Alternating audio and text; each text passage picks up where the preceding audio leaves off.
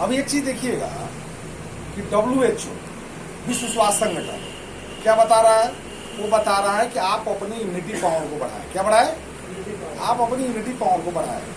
आयुष मंत्रालय क्या बता रहा है कि आप अपने रिपोर्टिंग में डालिएगा, रिपोर्टिंग में डालिए, डाले हुए हैं, घबराए नहीं, ठीक है ना। आयुष मंत्रालय बता रहा है कि इम्यूनिटी पावर को बढ़ाए। हम लोगों के देश के जो प्रधानमंत्री श्री नरेंद्र मोदी साहब हैं वो क्या बोल रहे हैं? इम्यूनिटी पावर को बढ़ाए। दुनिया के जितने बड़े बड़े डॉक्टर्स हैं वो क्या बता रहे हैं? इम्यूनिटी पावर को बढ़ाए। ऐसे है ना। और आज देखिएगा कि पढ़े लिखे लोग तो पढ़े लिखे लोग हैं, अनपढ़ लोग भी इम्यूनिटी शब्द का प्रयोग करने लगे हैं। बात सही है गलत? लेकिन इम्यूनिटी शब्द तो बहुत सारे लोग शायद जानते ही नहीं थे, लेकिन कोरोना के आने से इम्यूनिटी शब्द का इस्तेमाल बहुत ही ज्यादा होने लगा है। बात सही? तो देखिए इम्यूनिटी है क्या है? मतलब रोग प्रतिरोधक क्षमता, माने रोग से लड़ने की क्षमता। रोग हम पे हावी नहीं हो पाए। जैसे रोग हम पे हावी क्यों हो पाता है? इसलिए हो पाता है कि अपना इम्यूनिटी पावर कमजोर है, अपना रोग प्रतिरोधक क्षमता कमजोर है। आखिर इसका संबंध कौन चीज से होता है? ये चीज जानना जरूरी है ना जी। इसको हम लोग कैसे जानेंगे कि अपना इम्यूनिटी पावर सही है या नहीं? तो इम्यूनिटी का संबंध जो होता है ना वो WBC से होता है। कौन चीज से? जिसको आप बायोलॉजी में पढ़े होंगे, सफेद रक्त कण, ठीक है ना। अगर आपका WBC सही है तो आपका इम्यूनिटी सही है। अगर आपका WBC कम है तो आपका इम्यूनिटी कमजोर है। सही? अभी आप देखे होंगे, आप बीच बीच में पेपर में पढ़ने को आपको पेपर में पढ़े होंगे कि बिहार से कोरोना डरा। ये सब पढ़ रहे हैं ना? बिहार से कोरोना डरा। जानते हैं वो साबित पूरे दुनिया में क्या हो रहा है कि बिहार वासी का इम्यूनिटी पावर क्या है? बहुत ही मजबूत है। क्या? अभी आप जब चीज देखिएगा, संक्रमित तो लोग हो रहे हैं लेकिन मर कितने रहे हैं? अपने बिहार में मरने वाले की संख्या बहुत कम है। क्यों कम है? काहे कि यहाँ के लोगों का इम्यूनिटी पावर स्ट्रॉन्ग है, माने सही है। तो आखिर में इम्यूनिटी है क्या? इम्यूनिटी का संबंध WBC से है। तो WBC से इसका मापदंड जो है ना, और इसको हम लोग कैसे जानेंगे? WBC से। तो चलिए अगर हम लोग जेंट्स की अगर बात करें तो एक माने नित्य दिन 10,000 और एक वैल्यू चाहिए। क्या चाहिए? 10,000 और एक वैल्यू चाहिए। और लेडीज को 8,000 और एक वैल्यू चाहिए। आज काहे कि हम लोग ज्यादा बात करेंगे कोरोना पे। कौन चीज पे? काहे कि आज लोगों के अंदर कौन चीज का डर बैठा हुआ है? कोरोना का। इसलिए हम लोग जो भी जानकारी ले ज्यादा आज हम लोग कोरोना से संबंधित ही जानकारी ले। तो मर्द को चाहिए 10,000 और एक वैल्यू और लेडीज को चाहिए 8,000 और एक वैल्यू। अब ये मिलेगा कहाँ से? अब एक सवाल आएगा कि ये मिलेगा कहाँ से? ठीक है, तो चलिए हम लोग देखते हैं कि अगर 100 ग्राम नोट कर सकते हैं, 100 ग्राम अंगूर अगर खाएंगे, ठीक है ना, तो 1700 और एक वैल्यू मिलेगा। कितना मिलेगा? 100 ग्राम अगर अंगूर अगर खाएंगे तो 1700 मिलेगा। अगर आप 100 ग्राम अमरूद अगर खाएंगे तो 1850 मिलेगा। ठीक है, 100 ग्राम संतरा अगर खाएंगे तो 1850 मिलेगा। 100 ग्राम अमरूद अगर खाएंगे तो आपको 1900 मिलेगा। और 100 ग्राम अगर सेव खाएंगे तो आपको 2500 मिलेगा। और 100 ग्राम अगर बादाम खाएंगे तो आपको लगभग 3450 मिलेगा। कितना? 3450। चलिए अब इसका हिसाब अगर आप कैलकुलेट करेंगे, तो लगभग एक व्यक्ति का खर्च एक दिन का 150 रुपया प्लस आएगा। सही है गलत? बात सही। अच्छा आप बताएं, आपको ये जानकारी तो हो गई कि हमें किसी भी असाध रोग से बचने के लिए या किसी भी महामारी से बचने के लिए इम्यूनिटी का स्ट्रांग होना बहुत जरूरी है। बात सही। इसलिए देखिएगा कि किसी भी असाध रोग के चपेट में जब कोई जाता है तो आप चेक करके देखिएगा, डॉक्टर WBC का टेस्ट कराता है। कौन चीज का? WBC का टेस्ट कराता है।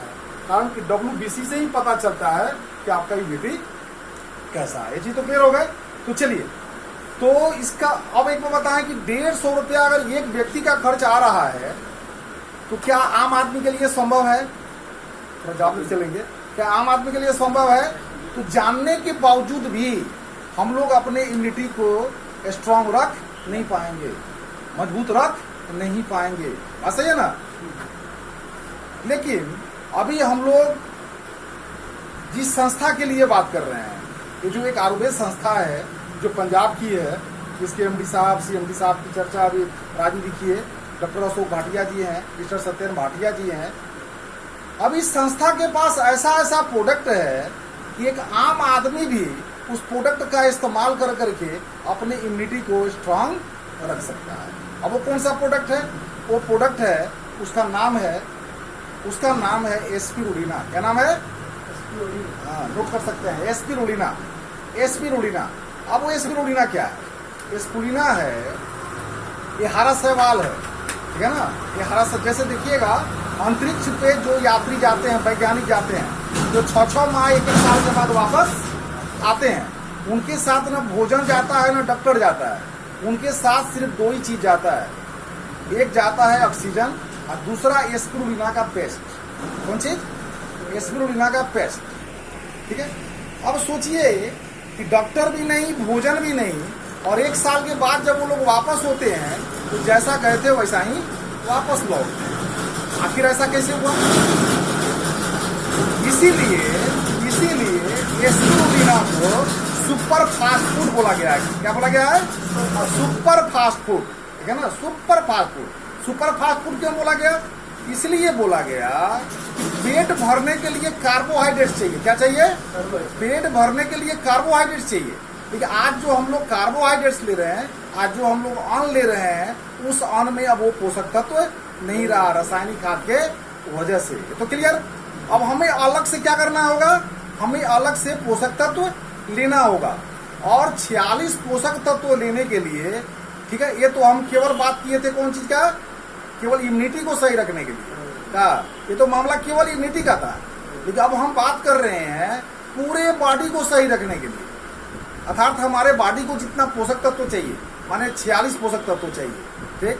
तो उतना में तो खर्च आपका 150 रुपया आ जा रहा है। और जब 46 पोषक तत्वों की अगर बात करेंगे, 13 विटामिन, 13 मिनरल्स पर केजी वेट पे 1 ग्राम प्रोटीन, ये लंबा प्रोसेस है। कभी हम लोग ट्रेनिंग प्रोग्राम करेंगे तो विशेष जानकारी देंगे। तो एक आदमी का खर्च लगभग 800 रुपया आएगा। कितना आएगा? अच्छा आप बताएं कि पूरा पोषक तत्व नहीं लेने का मतलब कुपोषण के शिकार। अब दुनिया में कोई भी रोग लगने का एक कारण कुपोषण, सही। और यहाँ पे कोई वायरस का हम पे हावी होने का मतलब इम्यूनिटी पावर कमजोर, सही। तो आप बताएं कि एक आम आदमी क्या 150 रुपया खर्च करके इम्यूनिटी को सही रख सकता है? नहीं। एक आम आदमी क्या 800 रुपया खर्च कर करके क्या कुपोषण से बच सकता है? नहीं। तो जवाब क्या आया? जवाब आया नहीं। लेकिन नहीं, एस्पिरुलिना एक ऐसा प्रोडक्ट है जिसका इस्तेमाल कर करके हम कुपोषण से भी बच सकते हैं, प्लस हम अपनी इम्यूनिटी पावर को भी स्ट्रॉन्ग रख सकते हैं। खर्च कितना आएगा? खर्च आएगा, अगर एक सियाना व्यक्ति अगर 2 से 3 टैबलेट अगर खाता है तो उसको जितना ओरिक वैल्यू चाहिए उतना वहां से मिल जाता है। अर्थात 100 ग्राम एस्पिरुलिना बराबर 70,000 ओरिक वैल्यू। कितना? आप लोगों को विशेष जानकारी दे रहे हैं, खाली आज हम बात कर रहे हैं कोरोना पे। 70,000 ओरिक वैल्यू, ठीक है। 2 से 3 टैबलेट अगर खाएंगे तो आपका 10,000 प्लस ओरिक वैल्यू यहाँ से मिल जाएगा। खर्च की अगर बात करेंगे तो 24 से 25 रुपया। कितना? अच्छा, 24-25 रुपये हम लोग खर्च कर सकते हैं कि नहीं? 10-20 रुपया तो लोग गुटखा में खर्च कर लेते हैं, चाय में खर्च कर ले रहे हैं, बस सही। तो इसका मतलब कि हम लोग अपने इम्यूनिटी को स्ट्रांग रखने के लिए एस्पिरुलिना का इस्तेमाल कर सकते हैं, और कुपोषण से बचने के लिए भी हम लोग एस्पिरुलिना का इस्तेमाल कर सकते हैं। ये चीज तो क्लियर? चलिए अब हम लेकिन दूसरा प्रोडक्ट आप लोगों को बता रहे हैं। दूसरा प्रोडक्ट कि जैसे जब लक्ष्मण जी को शक्तिबाण लगा था तो हनुमान जी क्या उठा के ले गए थे? संजीवनी बूटी, मैंने पूरा पर्वते उठा लिए थे, पूरा पहाड़े उठा लिए थे, ठीक है ना। जिसको संजीवनी बूटी के नाम से हम लोग जानते हैं, लेकिन यहाँ पे हम लोग उसको हिमालयन बेरी के नाम से जानते हैं। कौन चीज के नाम से जानते हैं? ये लद्दाख में पाया जाता है, तो हम लोग इसको हिमालयन बेरी के नाम से जानते हैं। और ध्यान दीजिएगा कि 100 ml हिमालयन बेरी में 1,04,000 प्लस और एक वैल्यू होता है कितना। सब नोट करिए, अभी का जहां कहीं मीटिंग करना है आप लोगों को ये सब नॉलेज देना है। तो 1,04,000 प्लस और एक वैल्यू होता है। इसका मतलब कि अगर 10 ml